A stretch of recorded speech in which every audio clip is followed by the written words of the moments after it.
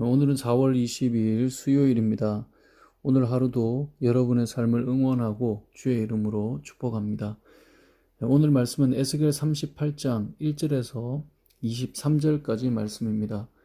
우리가 계속해서 33장부터 하나님께서 이스라엘 백성의 회복과 위로의 메시지를 에스겔을 통해 하고 있음을 보고 있습니다. 우리가 37장은 이스라엘 백성의 회복이었음을 이미 어제 또 그제를 통해서 보았고요. 이제 40장부터는 성전의 회복이 나올 것입니다.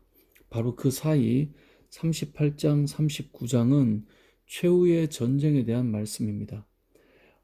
오늘 우리가 읽은 이 38장과 내일 볼 39장은 마치 요한계시록을 읽는 듯한 느낌이 이 안에 담겨 있는데요.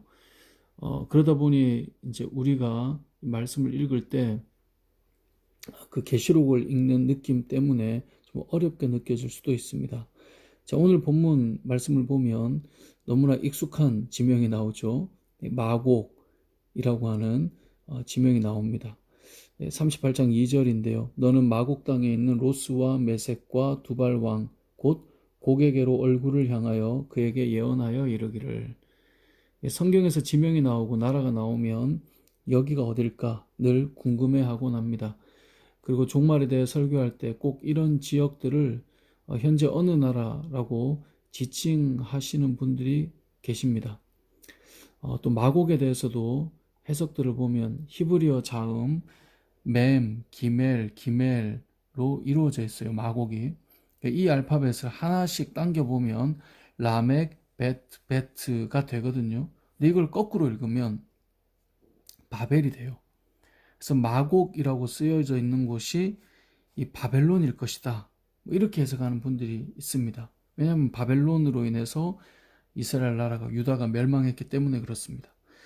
설교를 듣는 여러분들은 히브리어를 잘 모르기 때문에 이렇게 언어적으로 히브리어로 이렇게 풀어지는구나 이렇게 들을 수 있지만, 그래서 요한계시록을 풀 때도 뭐 로마 황제 네로라든지 어느 나라가 소련이 되기도 하고 또 어느 나라가 나치가 되기도 하고 이런 식으로 자꾸 풀고, 그러다 보면 또 성도들은 그런가 보다 이렇게 이해할 수 있는데, 제가 이걸 예를 들어서 한글로 한번 예를 들어 보겠습니다. 자음을 하나씩 당기거나 밀고 그걸 거꾸로 해서 바벨론이 된다 이렇게 하는 것은 예를 들면 이런 겁니다. 성경에 가지라는 나라가 나왔다고 해봅시다.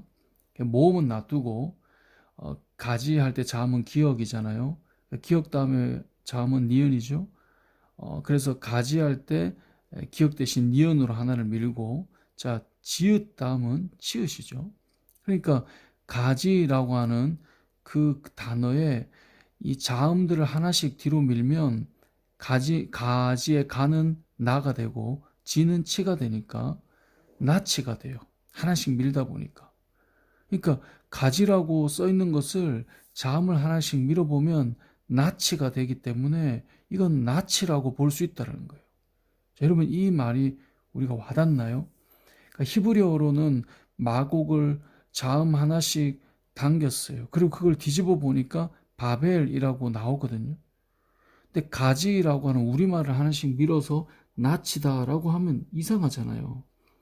그러니까 우리가 잘 모르는 언어다 보니까 자음을 이렇게 바꾸고 돌려보고 그래서 무슨 단어가 나온다는 식으로 해석을 해서 우리가 받아들이지만, 한글로 보면 좀 황당한 말이에요.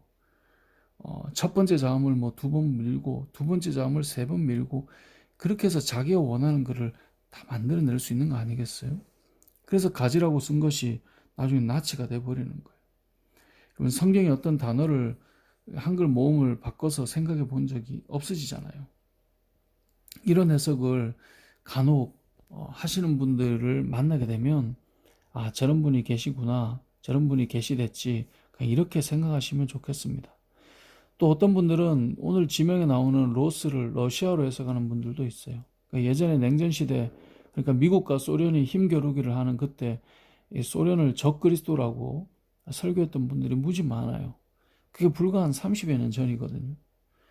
근데 성경에서 어떤 지명을 현재 존재하는 어떤 특정 국가로 단지 민주주의 사상에 맞지 않는 것 때문에 연결해서 적그리스도라고 해석을 해버리면 나중에 그 나라가 망하면 어떻게 됩니까? 그건 위험한 해석이에요. 오늘 본문을 통해 우리가 하나님 앞에서 받아야 될 말씀은 마곡이라고 하는 땅이 어딘가를 찾는 게 아니에요. 마곡은 우리가 사는 곳입니다. 로스와 메섹과 두발은 어디고 그 나라는 어느 나라인가를 찾는 게 핵심이 아니에요. 이들 나라의 왕이 되는 곡이라는 존재와 마지막 전쟁이 남아있다는 게 핵심이에요. 그리고 하나님께서 이 최후의 전쟁에서 이들을 철저하게 무너뜨리시겠다는 것이 오늘 본문의 핵심이에요. 그래서 38장, 39장은 최후의 전쟁의 기사이고 그 후 40장부터 성전의 회복이 나오는 겁니다. 그러니까 다시 말해 어느 나라냐 특정 국가를 찾아내는 것이 오늘 본문의 목적이 아니라 우리가 그것을 알 수는 없지만 결국 하나님의 백성들은 최후의 전쟁을 앞두고 있다는 것이고 하나님께서는 이들과의 전쟁 속에 그들을 완전히 무너뜨리시겠다는 것이 본문의 내용이에요. 본문 3절을 보면 로스와 메섹과 두발왕 누구죠? 고기죠. 고가 내가 너를 대적하여. 대적한다는 게 뭐죠? 하나님께서 그들을 치시겠다는 겁니다. 그 먼저는 숨어있는 그들을 끌어내시겠다는 거예요. 4절에 보면 갈고리로 내 아가리를 꿰고, 이 아가리라는 말을 오랜만에 우리가 또 읽고 들어보는데 새벽부터요. 아가리라는 말은 동물이나 뭐 짐승, 생선 등의 입이죠. 6절 끝을 보면 내 아가리를 꿰서 너와 함께 끌어내겠다는 거예요. 누구를요? 그 하나님과 대적하는 왕들을 끌어내세요.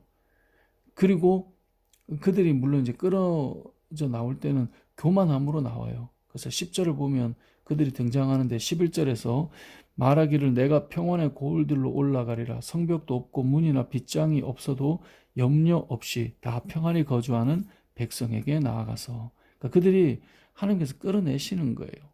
근데 그들이 나왔다 생각하죠. 뭘로 나와요? 교만함으로 나와요.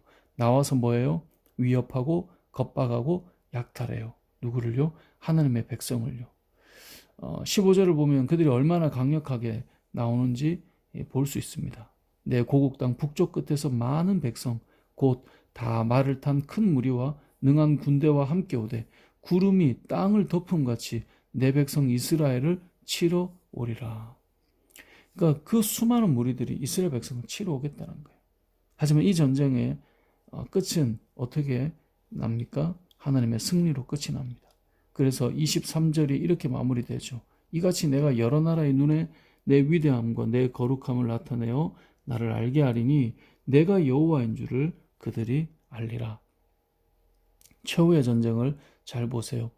그 나라가 어떤 나라인지는 모르지만 결국 우리는 최후의 전쟁을 치러야 하고 결국 최후 승리를 하게 된다라는 거죠. 그리고 무엇을 알려주시겠다는 거예요? 내가 여호와인 줄을 그들이 알리라. 그들이 누구입니까? 하나님의 대적이 되고 그리스도인들을 박해하던 세상의 그들이요. 오늘 본문을 통해 하나님께서 저와 여러분에게 주시는 말씀은 무엇일까요? 이스라엘 백성이 회복되었습니다. 마른 뼈와 같은 자들이 살아났습니다. 두 막대기가 하나가 되었습니다. 이게 끝이 아니에요. 마른 뼈와 같은 우리들이 회복되고 두 막대기가 하나 된 것 37장의 내용이잖아요. 근데 이게 끝이 아니고 우리가 온전히 회복된 그 상태에도 여전히 뭐가 있어요? 전쟁이 있다는 거예요. 우리가 회복됐어요. 하나가 됐어요. 그래도 최후의 전쟁이 남아있어요. 우리는 하나님 앞에서는 그날까지 영적 전쟁을 할 거예요. 우리가 기억할 것이 바로 이것이에요. 그 백성이 회복되고 살아나고 하나 되었음에도 사단은 초의 공격을 하고 마지막까지 우리를 쓰러뜨리려고 한다는 것입니다. 이 땅을 살아가는 저와 여러분들도 마찬가지입니다. 하나님의 자녀가 되고 하나 되는 공동체를 세우고 그렇게 가는 것 같지만 마지막까지 우리는 영적 전쟁에 있다는 사실을 기억해야 됩니다. 그래서 37장의 마른 뼈를 다시 살리고 회복시키고 생기를 불어넣었을 때 그들이 뭐가 돼요? 큰 군대가 됐잖아요. 그러니까 우리가 생명을 입고 살아난 우리들이 군대로 살아나는 거예요. 영적 전쟁을 하기 위해서 그런 것입니다. 두 번째는 결국 전쟁에 승리함으로 하나님께서 무엇을 알려주십니까? 하나님이 우리의 하나님 되심을 세상에 보여주시겠다는 겁니다. 결국 하나님은 드러나실 것입니다. 온 세상은 최후의 전쟁을 통해 믿음의 사람들과 함께 하시는 하나님을 보게 될 것입니다. 온 세상은 우리와 함께 하시는 하나님을 깨닫게 된다는 거죠.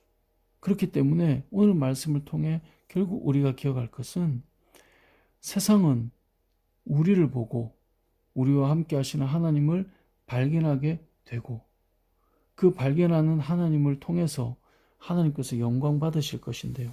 우리가 이 사실을 온전히 신뢰하고 오늘 하루도 저와 여러분과 함께 하시는 하나님과 동행함으로 영적 전쟁에서 승리하는 저와 여러분 되시길 주님의 이름으로 축복합니다.